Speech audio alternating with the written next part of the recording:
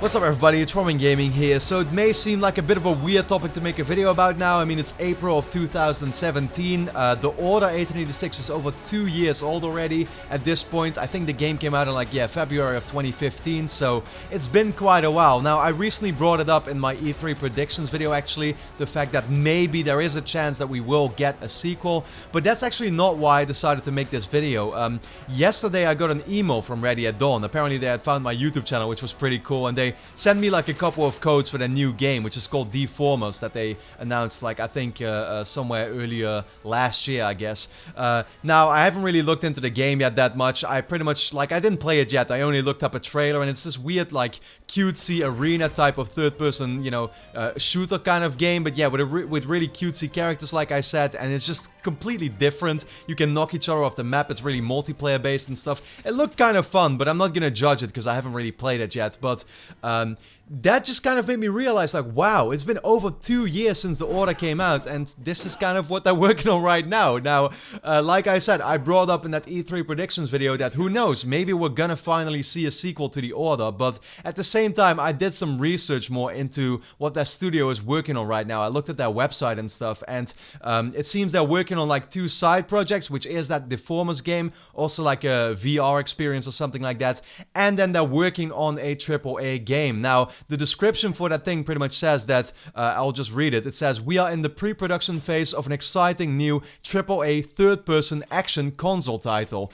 based on," and here it comes, "a brand new original IP that we're creating." So, the fact that they're saying that makes it pretty clear that it looks like they're simply starting over with a completely new franchise. Of course, we had heard a lot of rumors, even I think like in 2015 already, that Sony and Ready at Dawn had kind of parted ways, and that it wasn't looking very positive, or Sony at least wasn't looking very positive at the project of the Order 1886 and the way it kind of turned out. Of course, at the same time, Ready at Dawn worked together with Sony Santa Monica, so Sony still owns the Order IP. If Sony wants to continue it, then they could still have Sony Santa Monica work on a sequel, but at the same time, I feel it's kind of unlikely because it's still like Ready at Dawn's baby, right? I mean, they were really the lead developers, so if you're gonna make a sequel, you would think that they would actually have Ready at Dawn still involved, because yeah, they're the main people responsible for it. So, you know what it is, like, this is kind of the thing with the Order, right, is that the Order was really controversial when it came out, mainly for one thing, and that was simply the length, the value to the game, right, because I actually, and I've always kind of said that, I've maybe played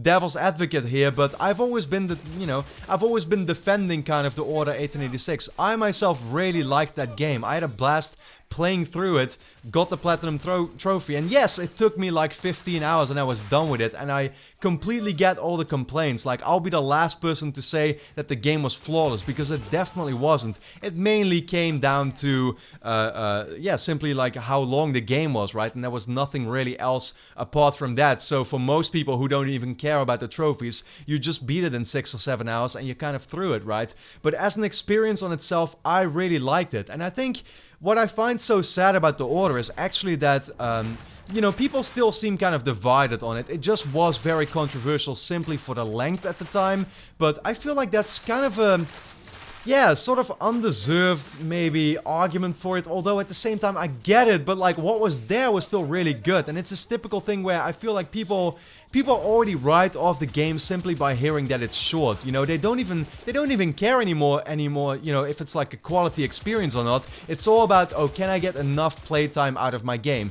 Now, like I said, 6 or 7 hours is not really enough, and it should have been more than that, but yeah, I mean, still, people wrote the game off immediately, and I still think that if a game can give you that 6 to 7 hour experience that's actually amazing, well worth it, with an awesome story that it tells, then it can still very much be worth it. Now, even in those departments, it might not have 100% succeeded, but yeah, I still really like the game, and I do think it was worth it in the end. And what I find particularly sad to see is that, actually, it seems there are actually quite some people out there who do still share that opinion with me, and people seem very vocal kind of in this 50-50 waves. Some people love it, some people hate it, you know.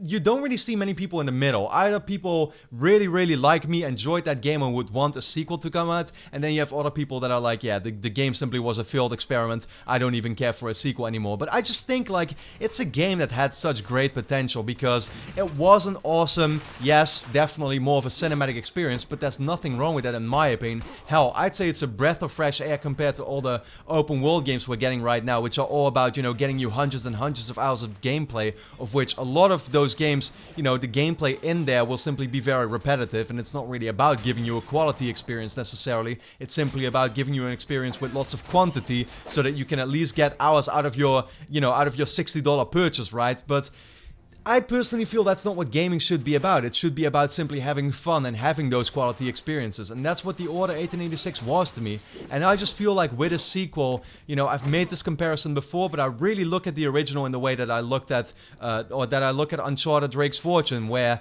if you look at Uncharted 2 compared to what the original was that single player game only, that had no multiplayer, that was very short actually. I think Drake's Fortune, yeah, is also like a 6 to 7 hour game to complete for most people. There was nothing really else apart from that, right? And then look what Uncharted 2 did. It really put the game on the map, or the entire franchise.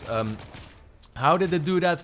By making the campaign lengthier, by adding lots more variety in its locations and in the gameplay stuff, you know, of course. It added a multiplayer mode that was actually surprisingly good, that people really liked. The Order could literally be that exact same thing, where yes, the next game could be longer, it could add more variety. Hell, it's a third-person cover shooter, it could have a great multiplayer, you know, it's pretty much, it could be PlayStation's kind of Gears of War game. It was really similar to that. Like, I don't know, I just felt like randomly making a bit of a video about this, that I just find it sad that the Order 1886 is just looking very unlikely not to get a sequel, because I think it's one of those games where, you know, I myself am really looking for those more linear type of games in a world where nowadays I am getting a little sick of the, you know, the open world fatigue that's kind of, you know, going on right now, where every game seems to be about that, right? About just, yeah, having these worlds that are massive and that therefore offer you lots of gameplay time, but that don't necessarily succeed that much in telling you an actual really cool, engaging story, or that don't actually offer you gameplay that's that fun to play, you know, or that, yeah, just something that keeps you, like, all that keeps you going is simply the fact that there's another, you know, 1 million chests on the map so that you can collect the same kinds of feathers in the typical Assassin's Creed game and stuff like that. Of course, it has its exceptions, right? I'm not saying that. Like, there's still many open world games I enjoy a lot, but I personally would really like to see the linear games make kind of a comeback. Fortunately, we did kind of see that with the Sony games, especially like the new God of War that's coming out, and Detroit and stuff, and of course the Lost Legacy, The Last of Us Part 2, so that's going to be awesome. But the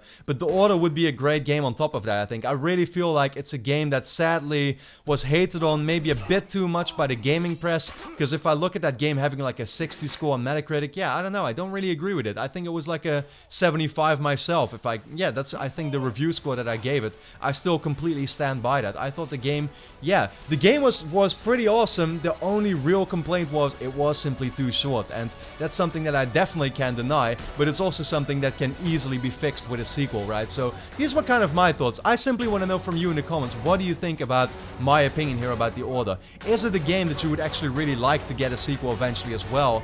How did you feel about the original?